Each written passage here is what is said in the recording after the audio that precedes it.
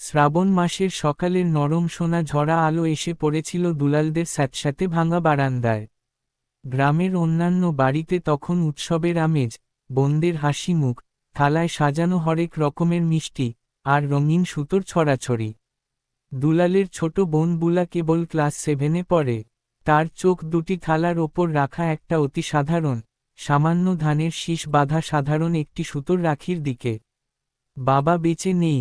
দুলাল সারাদিন মানুষের জমি জায়গায় আর হাটে হাটে মুটের কাজ করে যে কটা টাকা পায়, তাতে সংসারের চাল ডালই জোটে না। সেখানে মিষ্টি কিংবা দামি উপহার তো বহু দূরের কথা। বুলা তার দাদাকে বলল, দাদা, তোর হাতটা দে।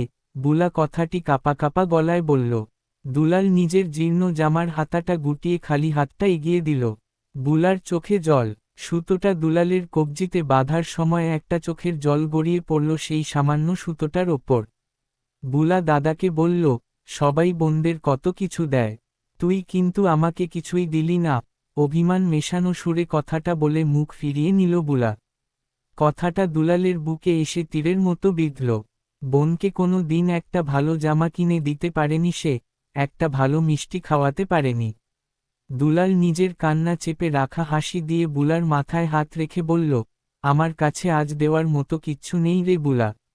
তবে আমি শহরে যাচ্ছি, বেলা শেষে যখন ফিরব, দেখিস তোকে মিষ্টি আর তোর পছন্দের সেই লাল ফিতাটা ঠিক নিয়ে আসব। দুলাল ছুটল শহরের উদ্দেশ্যে। রোদের তাপে পিচ গলা রাস্তায় মাইলের পর মাইল হেঁটে গিয়ে পৌঁছালো হাটের আড়তে। একে তাকে ডেকে বলল, বাবু, আমাকে আজ একটু বেশি কাজ দিন। আজ রাখি পূর্ণিমা, বোনের জন্য একটা মিষ্টি আর লাল ফিতা নিয়ে বাড়ি ফিরতে হবে। দুপুরের প্রচণ্ড কড়া রোদে দুলাল একাই দুটো মানুষের সমান বস্তা বইতে শুরু করল। নিজের সবটুকু শক্তি দিয়ে একটানা কয়েক ঘন্টা কাজ করে চলল সে। মাথা ঘুরছে, বুকের ভেতর দম আটকে আসছে, তাও থামেনি। শুধু চোখের সামনে ভাসছিল বোন বুলার সেই অশ্রুসজল মুখটা। বিকাল গড়িয়ে সন্ধ্যা নামার মুখে আড়তের মালিক দুলালের হাতে কাজের পারিশ্রমিক আর সামান্য কিছু বকশিস বাবদ 60 টাকা তুলে দিলেন। দুলালের মুখে যেন স্বর্গ পাওয়ার হাসি ভেসে উঠল। সেই টাকা নিয়ে সে দৌড় লাগালো বাজারের দোকানে। বোন বুলাকে ভালোবাসার প্রতীক হিসেবে একঠোঙা জিলিপি আর সেই লাল ফিতাটা কিনে অতি সাবধানে বুকের মধ্যে ধরে রাখল, যেন বিন্দুমাত্র নষ্ট না হয়ে যায়। বাড়ি ফেরার পথটা ছিল নির্জন, নদীর ধারের কাঁচা রাস্তা। সন্ধ্যার আবছা আলোয় দুলাল দ্রুত পায়ে হাঁটছিল। মন তার আনন্দে ডানা মেলছিল এটা ভেবেই অবশেষে বোনকে কিছু একটা দিতে পারবে। ঠিক তখনই বিপরীত দিক থেকে আসা একটা দ্রুতগতির চালকহীন ধান বোঝাই ট্রাক্টর নিয়ন্ত্রণ হারিয়ে সশব্দে চেপে দিল দুলালের ওপর। নদীর পাড়ের কাদার মধ্যে ছিটকে পড়ল দুলাল। ট্রাক্টরটা থামেনি, অন্ধকারে মিলিয়ে গেল। কাদা আর রক্তের ছোপে মিশে গেল দুলালের ছেঁড়া জামা। বুক ফেটে কান্না আসছিল তার, কিন্তু শরীরের শেষ রক্তবিন্দু দিয়েও সে আঁকড়ে ধরে রেখেছিল বোনের জন্য কেনা সেই জিলিপির ঠোঙ্গা আর লাল ফিতাটা। রক্তে লাল হয়ে যাচ্ছিল প্যাকেটের কাগজটা।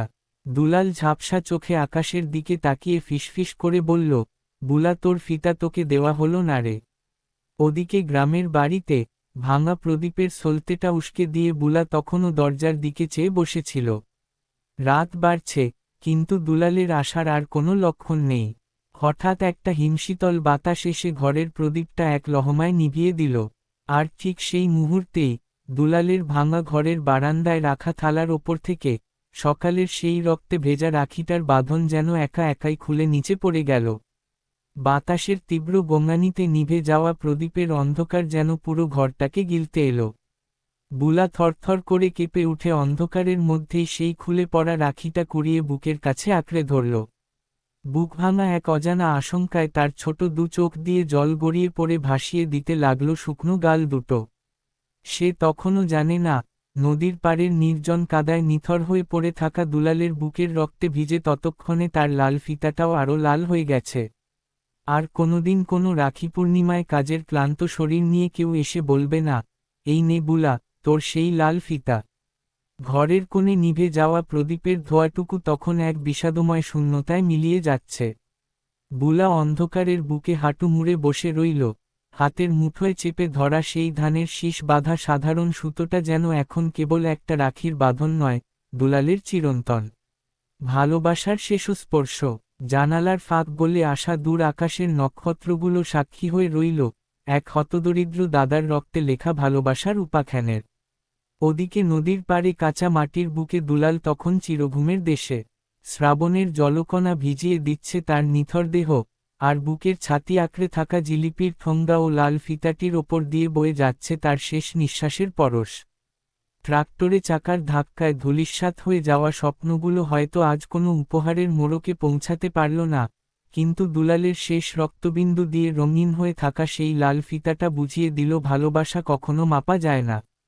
শ্রাবণের মেঘলা রাতে বাতাস ফিসফিস করে বলে গেল এক চিরন্তন সত্য, দুলাল হয়তো আর কখনো হাটের ধুলোমাখা পথ পেরিয়ে ক্লান্ত পায়ে বাড়ি ফিরবে না, কিন্তু বুলার প্রতিটি শ্রাবণ সন্ধ্যায়, প্রতিটা লাল ফিতার রঙে আর রাখির বাঁধনে এই নিঃস্ব দাদার নিঃস্বার্থ ভালোবাসা চিরকালের মতো অমর হয়ে রবে। ভালোবাসা যেখানে এত গভীর, সেখানে মৃত্যু কেবল শরীরকে কেড়ে নেয়, কিন্তু রক্তের টানের সেই বাঁধনকে কোনোদিন ছিন্ন করতে পারে না। সমাপ্ত।